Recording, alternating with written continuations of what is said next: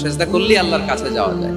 মনের যত জ্বালা যন্ত্রণা দুঃখ ব্যথা আপনি সেজদায় পড়ে আল্লাহরে বলেন। কোনো বায়া লাগবে না, কোনো মিডিয়া লাগে না, কোনো সিরিয়াল লাগে না, কোনো অ্যাপয়েন্টমেন্ট লাগে না। ডাকতে দেরি, ডাকে সাড়া দিতে দেরি হয় না। আল্লাহর কাছে যেতে হলে সেজদায় লুটিয়ে পড়তে হয়। সুনানে তিরমিজির বর্ণনায় আল্লাহর হাবিব সাল্লাল্লাহু আলাইহি ওয়াসাল্লাম বললেন, হাদিসে কুদসি, কিয়ামতের দিন বান্দার যখন ফরজে ঘাটতি হবে, আল্লাহ পাক বলবেন, উনজুরু হাল্লি আবদি মিন তাতাওয়ু, ও ফেরেশতারা দেখো তো আমার বান্দা নফল করছে কিনা। ফরজে যেহেতু তার ঘাটতি, দেখো তো আমার বান্দার কোনো নফল ইবাদত আছে কিনা। ফেরেশতারা বলবে আছে। আল্লাহ বলবেন, তাহলে ফরজ গুলার যেহেতু ঘাটতি, নফল থেকে কিছু এনে ফরজে বসাই দিয়ে এগুলোর ফরজ বানায় দাও। এজন্য নফল ইবাদতের দরকার আছে না নাই? ফরজ তো করাই লাগবে, এটা কম্পালসারি, এটার মাফ নাই, এটা অব্লিগেটরি। নফল করে আল্লাহর কাছে যাওয়া যায়। নফল হচ্ছে ওভারটাইম। সবচাইতে শ্রেষ্ঠ নফল ইবাদত হচ্ছে কোরআনের তেলাওয়াত, ঠিক কি না?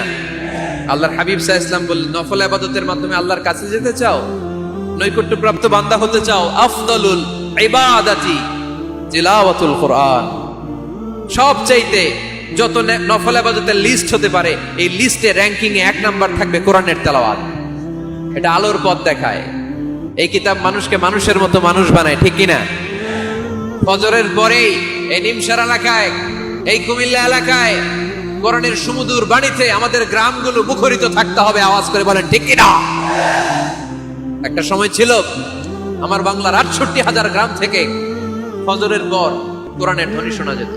৬৮,০০০ গ্রাম থেকে, মক্তবগুলো থেকে আল্লাহর বাণী শোনা যেত।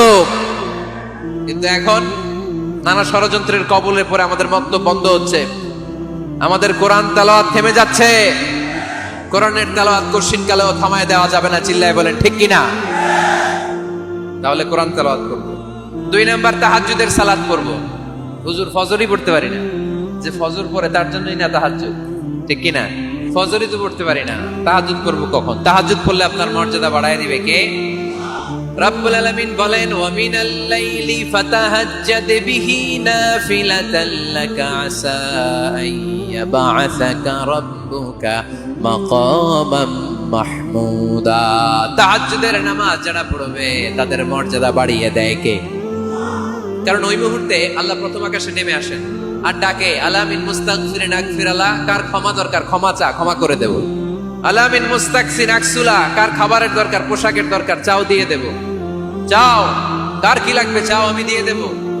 এজন্য শেষ রাতের দোয়া আল্লাহ কবুল করে। এই যে রমজান আসতেছে না সামনে, রমজানে তাহাজ্জুদ পড়ার একটা সুবর্ণ সুযোগ। কারণ সাহারি খাওয়ার জন্য তো ওঠাই লাগে, একটু তাহাজ্জুদের অভ্যাস করব আমরা। রাজি আছি তো সবাই? ৩ নম্বরে নফল ইবাদত হচ্ছে দোয়া। সবাই সবার জন্য দোয়া করো। অনেকে কয়, হুজুর আমার দোয়া আমি করব, ওরটা ওই করব, এর লাগে আমি করব কেন? আছে না নাই? এটা ভুল। নিজের জন্য করবেন, অন্যের জন্য করবেন। মা মিন আবদিন মুসলিম ইয়াদউ লিআখিহিল মুসলিম ইল্লা ক্বালা লাহুল মালাকু ওয়া লাকা বিমিসলিন। কোন বান্দা যখন তার ভাইয়ের জন্য দোয়া করে, ফেরেশতারা বলে, আল্লাহ এই দোয়াটা যে দোয়া করছে আগে তার জন্য কবুল করে নাও। আপনি দোয়া করলেন, আল্লাহ আমার ভাই অসুস্থ, তারে সুস্থ করে দাও। ফেরেশতারা বলে, আল্লাহ যিনি দোয়া করতেছে তার যদি কোনো অসুস্থতা থাকে আগে তারে সুস্থ করে দাও। তাহলে অন্যের জন্য দোয়া করলে লাভ আছে না নাই? দোয়া করতে জানে না অনেকে। দোয়ার আলোচনা আছে আমার, ইউটিউবে সার্চ দিবেন দোয়া, মিজানুর রহমান আসারি পেয়ে যাবেন।